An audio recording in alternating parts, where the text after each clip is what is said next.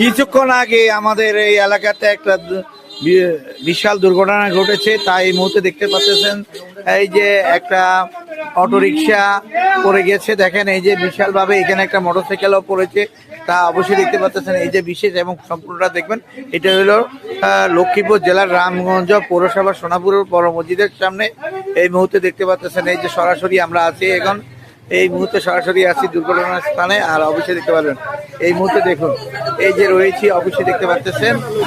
তাই আপনারা অবশ্যই দেখতে পাচ্ছেন, দেখেন এই যে উঠাইছে, অনেক কষ্টে মষ্টে উঠেছে, তাই চলে গেছে। তাই আপনারা অবশ্যই সম্পূর্ণটা দেখুন, আর অবশ্যই ভালো থাকবেন, সুস্থ থাকবেন, এটাই বলে আমি শেষ করছি। তাই দেখতে পাচ্ছেন,